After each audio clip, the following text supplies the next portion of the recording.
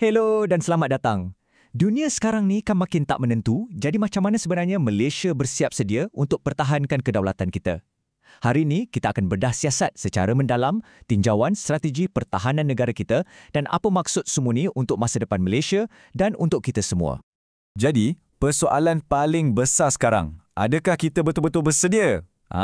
Kajian separuh penggal kertas putih pertahanan yang baru je dikeluarkan ni cuba untuk jawab soalan penting ni. Jom kita mulakan. Mula-mula kita akan tengok asasnya dulu, lepas tu kita cek kad laporan pencapaian setakat ni. Kemudian kita akan cuba faham ancaman-ancaman yang dah berubah, apa hala tuju kita ke depan dan akhir sekali macam mana semua ni ada kaitan dengan kita semua. Okey, sebelum kita tengok masa depan, kita kena faham dulu dari mana kita bermula. Dan semuanya bermula dengan satu dokumen yang sangat penting. Dokumen tu ialah Kertas Putih Pertahanan atau KPP dan ini bukan setakat shopping list untuk beli aset tau, tapi ia satu perubahan besar dalam cara kita berfikir. Untuk pertama kalinya, perancangan pertahanan kita secara rasmi dipandu oleh kepentingan negara, iaitu keselamatan, kedaulatan dan kemakmuran kita.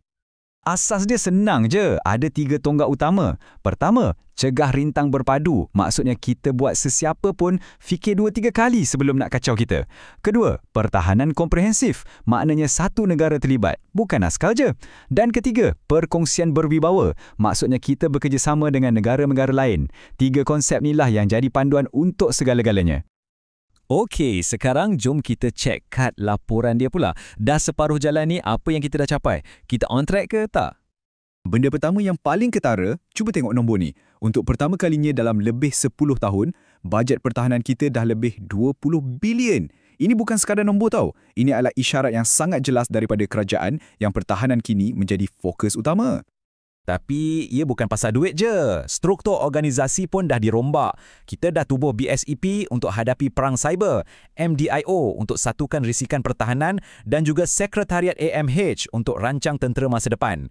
Semua ni tunjukkan yang kita bukan setakat beli barang baru, tapi kita tengah bina semula organisasi untuk hadapi cabaran-cabaran baru. Dan inilah hasilnya yang kita boleh nampak. Dalam beberapa tahun je lagi, ATM kita akan dapat aset-aset baru yang canggih.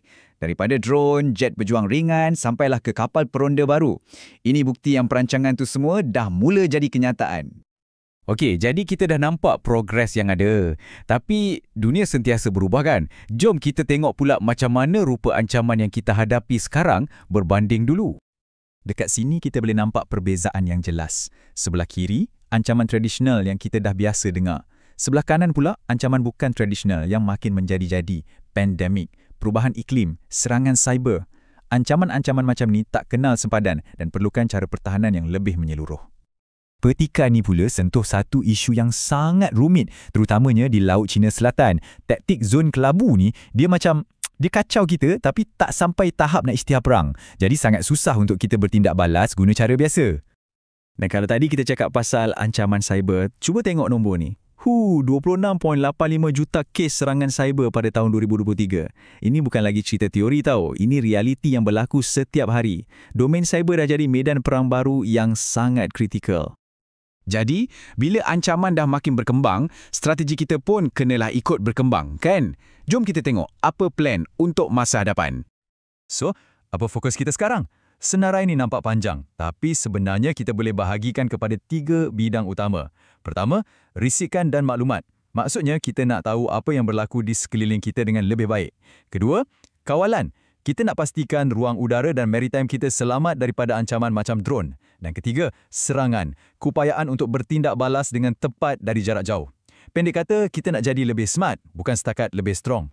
Nak buat semua ni, mestilah perlukan duit kan? Laporan ni ada letak sasaran yang jelas. Naikkan belanja pertahanan kita sikit demi sikit sampai 1.5% daripada KDNK menjelang 2030.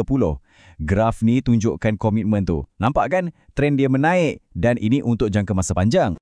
Tapi, bila kita sebut angkatan masa hadapan, ia bukan setakat pasal beli jet baru atau kapal baru. Ia pasal cara kita beroperasi. Maksudnya, semua cabang tentera kita, darat, laut, udara, kena boleh bekerja sekali macam satu pasukan yang mantap. Dan kita juga kena pastikan sistem kita boleh bercakap dengan sistem negara-negara jiran. Inilah falsafah baru di sebalik angkatan kita. Okey, kita dah sampai ke bahagian akhir. Dan bagi saya, ini mungkin bahagian yang paling penting sekali. Macam mana semua strategi peringkat tinggi ni ada kena-mengena dengan kita, rakyat biasa? Konsep di sebaliknya dikenali sebagai pertahanan menyeluruh atau HANRO. Ia bermakna pertahanan negara ni bukan kerja askar semata-mata.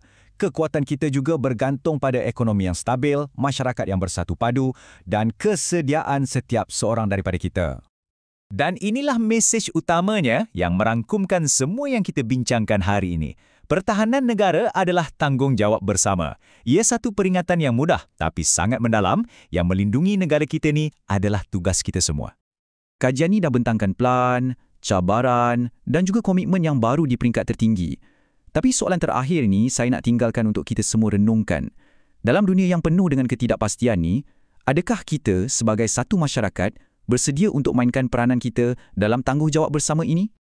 Subscribe now.